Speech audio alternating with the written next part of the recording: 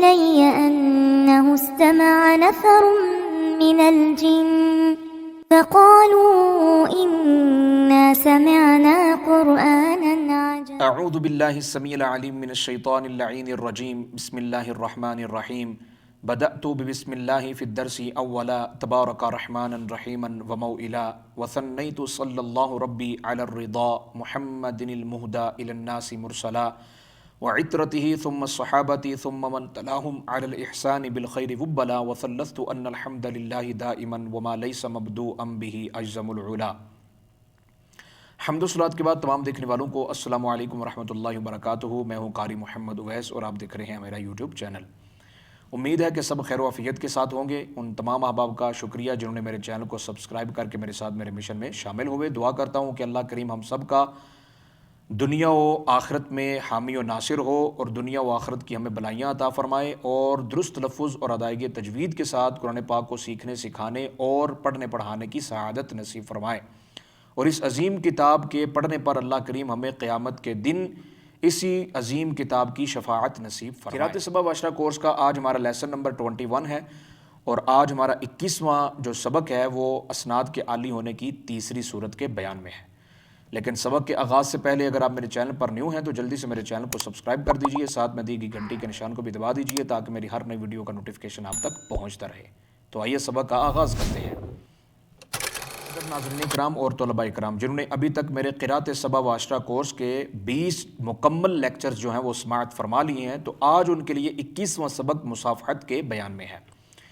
سب سے پہلے تو ہم مصافحت کا معنی جانیں گے, پھر اس کے بعد اس کی تعریف. لیکن اس سے پہلے چھوٹی سی میری طلباء کرام کے آگے گزارش ہے کہ مکمل میری ویڈیو کو سماعت کیا کریں, درمیان میں چھوڑا نہ کریں, اسکپ نہ کیا کریں تاکہ مکمل معلومات جو ہے وہ آپ کو فراہم ہو سکے اور بعد میں کسی بھی قسم کا کوئی سوال جو ہے وہ آپ کے ذہن میں نہ ہو. میری آپ سے گزارش ہے کہ مکمل ویڈیو جو ہے وہ دیکھا کریں تاکہ مکمل معلومات آپ کو حاصل ہو سکے. اب ہم جانیں گے مصافحت کا معنی. مصافحت بمعنی مصافحہ یعنی کسی سے ہاتھ ملانا, مصافحہ کرنا, ملاقات کرنا یا اس سے قرات اخذ کرنا, اس کو کہتے ہیں مصافحت.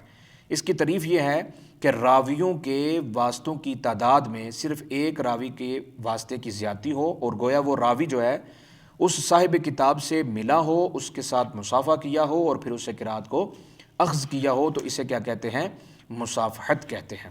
اس کی بہت آسان سی مثال ہے لیکن میں یہ آپ کو بتانا چاہتا ہوں کہ ویڈیو کے اختصار کے لیے جو ہے وہ میں ڈسکرپشن کے اندر ساری معلومات اس کے سارے واسطے جو ہیں وہ لکھ دوں گا تاکہ آپ کو سمجھنے میں آسانی ہو سکے, کسی بھی قسم کی دقت کا کوئی سامنا درپیش نہ ہو. تو اس لیے میں ڈسکرپشن کے اندر ساری جو ہے وہ معلومات لکھ دوں گا.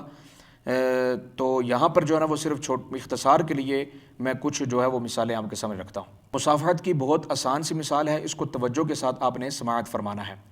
سارے واسطے میں ذکر نہیں کروں گا ویڈیو کے اختصار کے لیے تاکہ آپ کو سننے اور سمجھنے میں آسانی رہے.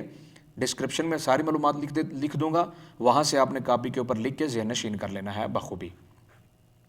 تو مثال کیا ہے کہ امام نافع مدنی رحمہ اللہ کی قرات ہے, اس کو امام شاطبی رحمہ اللہ نے ابو عبداللہ محمد بن علی النفزی سے بواسطہ ابو عبداللہ بن غلام الفرس از سلیمان بن نجاح وغیرہ سے, پھر ابو عمر الدانی رحمہ اللہ سے, پھر ابو الفتح فارس بن احمد سے ہوتے ہوئے یہ سارے واسطے امام قالون رحمہ اللہ سے, پھر امام نافع مدنی رحمہ اللہ سے کیا کیا؟ روایت کیا امام شاطبی رحمہ اللہ نے. ٹھیک ہے, آگے اس کی مثال ہے کہ امام ابن جزری رحمہ اللہ نے اسی کو بواسطہ ابو بکر خیاط از ابو محمد بغدادی وغیرہ از سائغ از کمال بن فارس از ابو الیمن الکندی از ابو القاسم سبت اللہ بن احمد الحراری از ابو بکر الخیاط از غرزی از ابن بویان سے کیا کیا ہے؟ روایت کیا ہے. امام ابن جزری رحمہ اللہ نے امام نافع مدنی کی قرات کو روایت کیا 7 واسطوں کے ساتھ, پھر آگے ایک زائد واسطہ ابن بویان کی زیادتی ہوئی.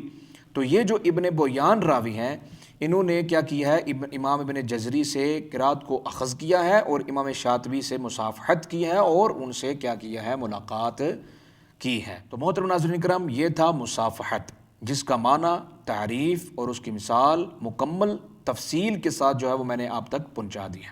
اب آپ کا کام ہے اس کو لکھنا, یاد کرنا اور ذہن نشین کرنا, اور بعد میں آنے والی روایات جب ہم پڑھیں گے, قراء سبعہ کی جب ہم اختلافات اور قراءات روایات پڑھیں گے تو اس وقت ہمیں ان اصطلاحات کی ضرورت پیش آنے پر ہمیں یاد ہوں۔ کسی بھی قسم کا اگر آپ کو کوئی مسئلہ درپیش ہو، کوئی بھی ذہن میں سوال ہو تو آپ مجھ سے بلا جھجک پوچھ سکتے ہیں، انشاءاللہ عزیز میں آپ کے ہر سوال کا جواب انشاءاللہ عزیز دوں گا۔ مجھے نہ چیز کو اپنی دعا میں یاد رکھیے۔ میری اور آپ کی اگلے لیکچر میں ملاقات ہوگی۔ اللہ حافظ، السلام علیکم ورحمۃ اللہ وبرکاتہ۔ أوحي إلي أنه استمع نفر